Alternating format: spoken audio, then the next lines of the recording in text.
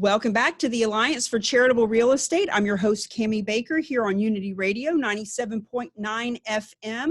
And we are with Bob Tate, who is a generous property donor who donated 2 properties and has more that could potentially be donated. And not only was he not begged to do it, not only did he not feel like his arm was twisted to do it, he was grateful to do it, both as a philanthropic person and as a really savvy business person. And in this last module, we're really going to hit on what are those 3 to 5 reasons, excuses, misconceptions, things that people just don't know, especially the nonprofits that keep them from doing the charitable gifting of real estate. Because you have to remember, in this conversation, we have the secret sauce. And the secret sauce is Realty Gift Fund. And also the secret sauce is the Alliance, in that we have the facilitating nonprofit, the collaborative nonprofit, the one that actually takes possession of the property, disperses of the property, and just hands the check to the other nonprofits. But we also have the Alliance teaching the real estate people how to find the deals, where to find the deals, and how to promote themselves with the cause marketing that comes around that. Let me just throw this out while I'm thinking about it. The banks that have all these non-performing assets, they've got houses that are being foreclosed on, or multifamilies that aren't being utilized, etc., and they are dragging their books down. Imagine if not only when the bank donates that $1 million or $10 million worth of portfolio to a nonprofit, how wonderful that is, the PR around that. In the last couple of years of doing all this cause marketing and partnering professions with passions and making money while making a difference, I have really spoken to a lot of banks. You stand on any corner, you see 8 different bank logos.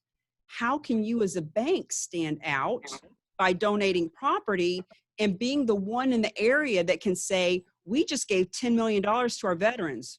We just gave $18 million worth of property to the local soup kitchen or to the local land trust. In other words, really thinking out of the box, not just about the immediate tax write-off and philanthropic, but what about the PR and the media? I think about that part too.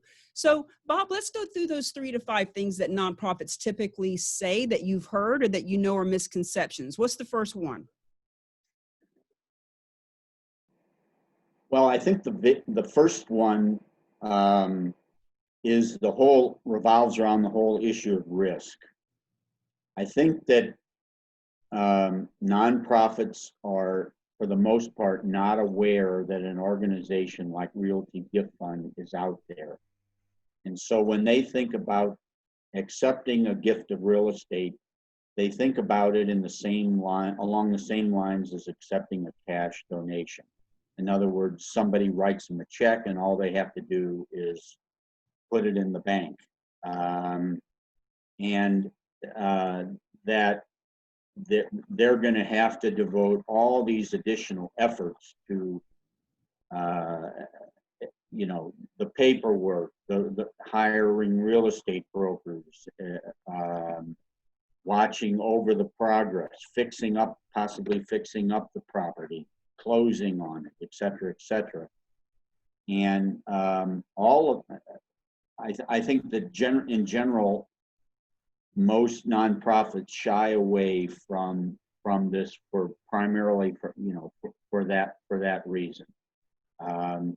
They don't have the resources to deal with disposing of the property, unlike depositing a check. And what if they can't dispose of it? What if it has environmental problems and that sort of thing?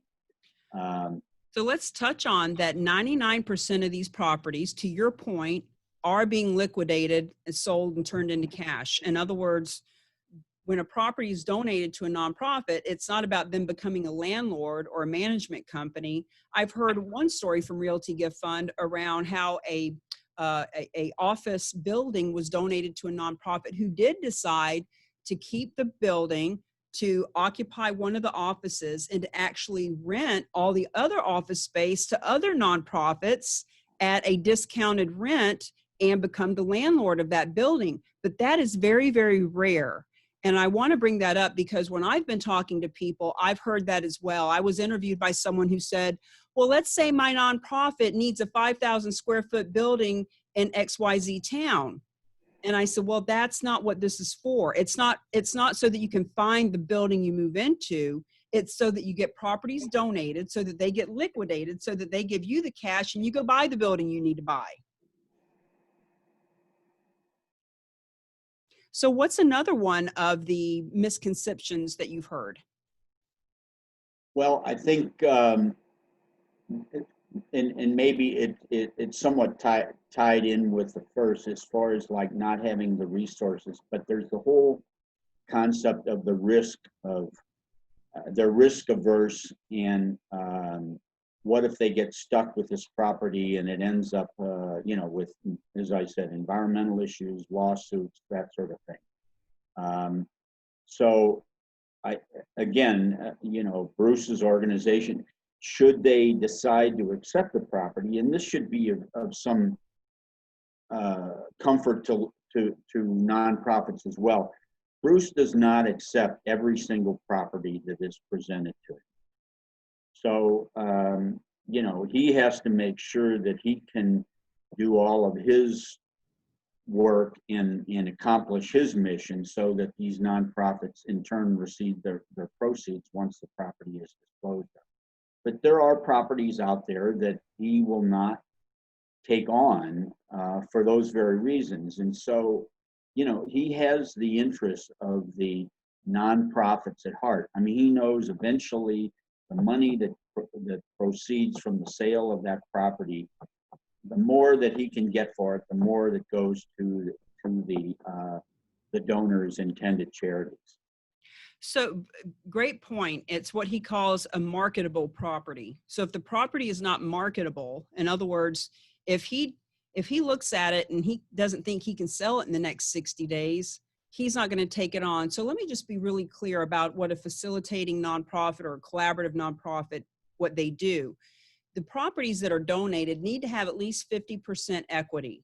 They don't have to be free and clear, but they do need to have at least 50% equity. And if the property donor wants to get cash out, that's called a bargain sale. Don't worry about the terminology. It doesn't sound right to me either. But if the property owner, let's say, for example, Bob said, you know what, I paid $150 for that house and we can get $300 for it now. I'd like to at least get my $150 back. That's something that Realty Gift Fund can facilitate as well. So they have at their disposal the funds to pay off a mortgage, to take possession. They have the funds at their disposal to fix up a property if it needs to be fixed up to be marketable. They have the funds for if it is a building with tenants and there needs to be management and upkeep, et cetera. They do all that too. So once again, any of the nonprofits out there who say, we are one of 1.6 million nonprofits in this country, and every year $400 billion is donated to nonprofits and less than 2% comes from real estate. The people who are donating to us have about 10% of their wealth in cash, but they have 43% of their wealth in real estate. Do we want to keep begging and doing bake sales to get our piece of that 10%? Or do we want to open our mind and think, wow, instead of asking for a favor, we could actually do our sponsors and our friends a favor by letting them know that this exists and letting them know that when they really want to support us, they can donate one of their properties, and we don't take possession. We don't have the risk.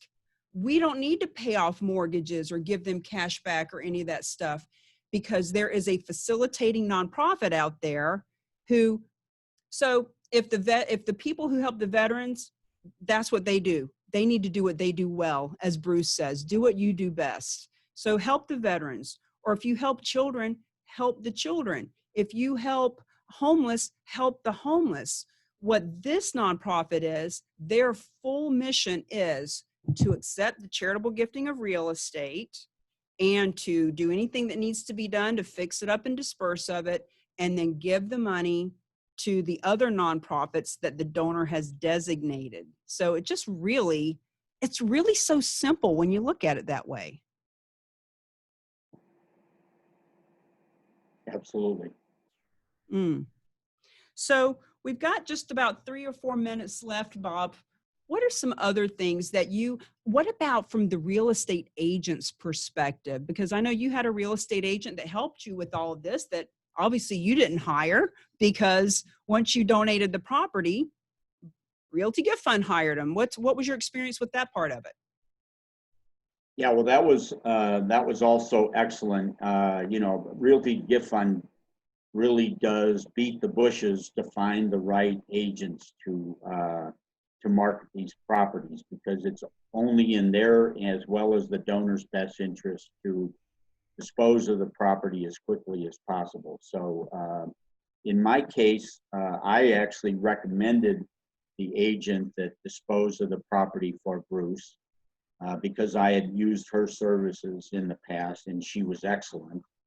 And the two of them formed a very good working relationship. And were I to do this again with another property up in Fort Collins, I'm 100% certain we'd follow the exact same process with the exact same team members, and have the same good results we did with the last one. So that's a very key part. Bruce interviews a number of agents, making sure they are on board with understand what this is all about, and the intent is to benefit the charity receiving the gift, receiving the benefits of the gift. So yeah, that was that in my case, and I think that's probably true for a lot of other deals that Bruce has worked on. That's a really good, solid portion of the process. Well, I appreciate you bringing that up. Actually, later today, I'm going to be interviewing a real estate agent that did a deal with Realty Gift Fund. And she mentions how it's so much easier and smoother, because once the property owner donates the property to Realty Gift Fund and Realty Gift Fund is hiring them as an agent, there's no emotional baggage. It's strictly business. And the fact that not only are all the people involved at Realty Gift Fund also have a real estate background, commercial and residential, so that they know they want to guarantee a full commission to these agents. They've told me, Cammie, tell them we'll give them whatever the full commission is in their area, because we know it's important. They need to be incentivized.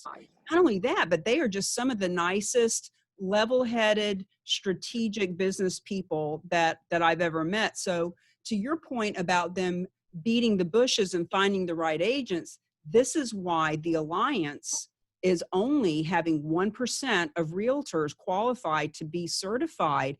And basically, one of the things we're wanting to do is pre-qualify those agents and educate them and have them know exactly what does the disclosure look like when the property owner donates the property. In other words, instead of Bruce and Jay and Chase and all those guys over there taking precious time out of their day to explain what this is and how it works and what to explain, what we're doing is we are educating an army of real estate professionals who know how it works, so that by the time they get on the phone with Bruce or Jay or any of the rest of them, they know what's going on. They're simply introducing the property owner, and a transaction's happening that's smooth and beautiful, helps the real estate agent get full price commission, helps the property donor for all the reasons we've talked about, and helps those nonprofits have zero risk and liability, and 100% just saying thank you. So we are just honored to have had Mr. Bob Tate on the Alliance for Charitable Real Estate. Any visionary who is in the energy of wanting to promote the charitable gifting of real estate is an ally of ours. I'm so honored that you've spent the time with us. Thank you so much for this time. And for anyone who wants to learn about the certification or have an introduction made to Realty Gift Fund, you you can certainly reach out to them. However, as we are starting to get people certified, the certified agents are going to definitely take priority because they're already educated, and Realty Gift Fund will be part of that education process. They'll be doing the training with me to make sure that they are right up to par with exactly how this works. The Alliance for Charitable Real Estate is on Unity Radio, 97.9 FM, WUTY979FM.org, and you can watch us on Facebook. Thank you, Mr. Tate. We are signing out. Bye, everybody.